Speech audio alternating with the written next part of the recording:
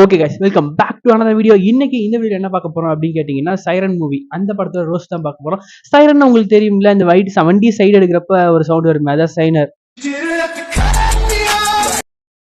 Siren இல்லங்க, எவனா முன்னாலே வந்தா அடிப்போமே, அதான சைரன். சைரன் மறந்துட்டேங்க. அது என்ன தெரியுமா, வண்டி ரிவர்ஸ் எடுப்போம்ல அப்போ வரும், அதான்.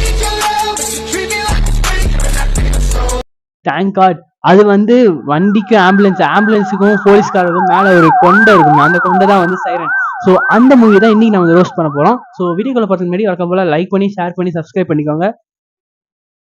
போயிடலாம். வாங்க போமா.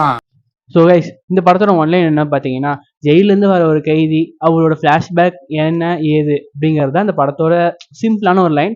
இதை ஃபுல்லாக விவரமாக சொல்லணும்னா நீங்கள் படம் ஃபுல்லாக பார்த்தா தான் தெரியும். ஏன்னா படம் ஃபுல்லாக பார்க்குறப்ப கடைசியில் தான் வந்து இவங்க இதுதான் கதை அப்படிங்கிற மாதிரி சொல்கிறாங்க.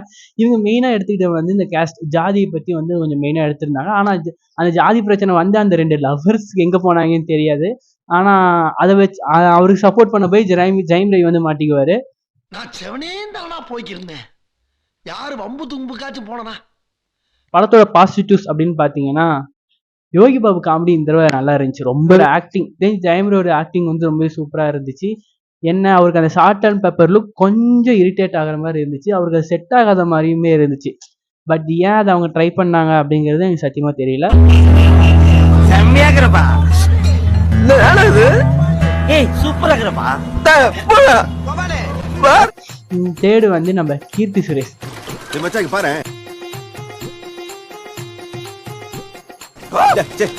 பாரு காப் மாதிரி ஃபீல் பண்ண.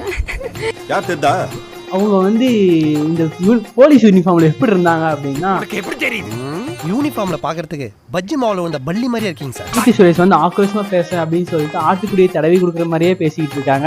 ஆக்ரோஷமா பேச வேண்டிய டயலாக ஆட்டுக்குட்டியை தடவி கொடுக்குற மாதிரியே பேசுறீங்களே, என்ன எதுவும் தெரியல. அவங்க வந்து எல்லா சீன்லயும் ரொம்ப டெரரா நடிக்கிறேன் அப்படின்னு சொல்லிட்டு ட்ரை பண்றாங்க, எவ்வளவோ ட்ரை பண்றாங்க.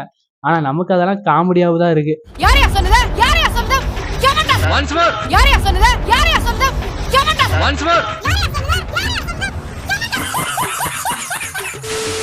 வெளியே போடா அப்படின்னா அது அவங்க என்னமோ ரொம்ப சீரியஸா சொல்றாங்க. ஆனா நமக்கு இது என்னம்மாப்பா, என்ன என்ன இது என்ன ஒன்றும் புரியலையே அப்படின்ற மாதிரி தான் இருக்கு.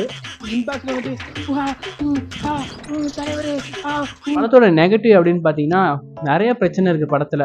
ஃபர்ஸ்ட் வந்து கேஸ்ட் ப்ராப்ளம் சொல்லியிருந்தேன் இல்லையா, கேஸ்ட் ப்ராப்ளம் தான் இவங்க வந்து மெயினாக எடுத்திருக்காங்க. பட் அந்த கேஸ்ட் ப்ராப்ளத்தை வந்து கரெக்டாக கையாளல.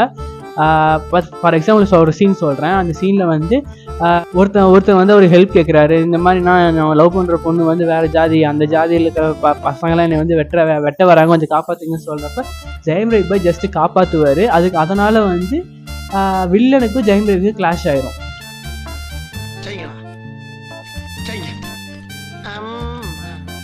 ஆனால் இது என்ன ஒரு காமெடினா வந்து இவனுங்க இருக்காங்கல்ல அந்த லவ்வர்ஸ் 2 பேர், அவங்களால தான் ஜெயம் ரவி இந்த பிரச்சனை மாட்டுவார். ஆனால் அதுக்கப்புறம் அவங்க என்ன ஆனாங்கன்னே காமிச்சிருக்க மாட்டாங்க. அதுவும் இல்லாமல் ஜெயம் ரவி வந்து இதில் கொள்றதுக்கு ஒரு வித்தியாசமாக டெக்னிக் யூஸ் பண்ணியிருப்பார்.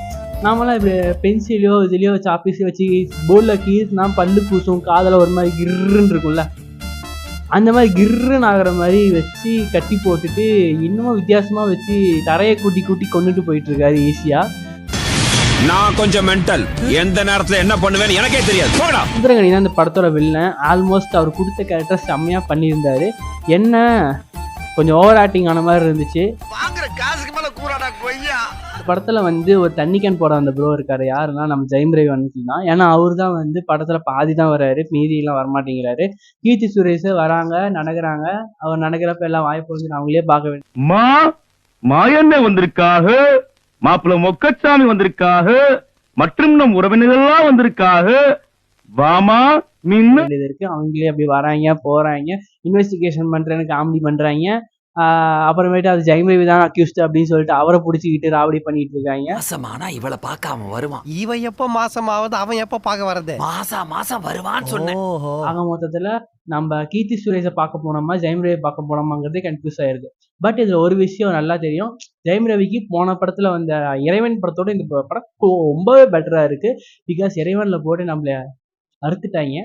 பட் இந்த படத்தில் அப்படிலாம் பண்ணல. ஓரளவுக்கு டீசெண்டான ஸ்க்ரீன் பிளேயோட இந்த கதையை எந்த மாதிரி சொல்ல வந்தாங்களோ அந்த மாதிரி சொல்ல வந்தாங்கன்னு நான் நினைக்கிறேன். அந்த மாதிரி சொன்னாங்களா இல்லையாங்கிறத நீங்க கமெண்ட்ல இத என்னால மட்டுமில்ல இந்த நாட்டுல இருக்க எவனாலையும் சொல்ல முடியாது. இதே மாதிரி வேற ஒண்ணு சொல்லட்டுமா? அம்மடி அது ரொம்ப நைஸ். ஸோ நாளைக்கு இன்னொரு வீடியோல, நாளைக்கு இல்லை இன்னொரு நாள் என்னைக்கோ ஒரு நாள் வீடியோவில் பார்க்கலாம். Thank you for wasting your time.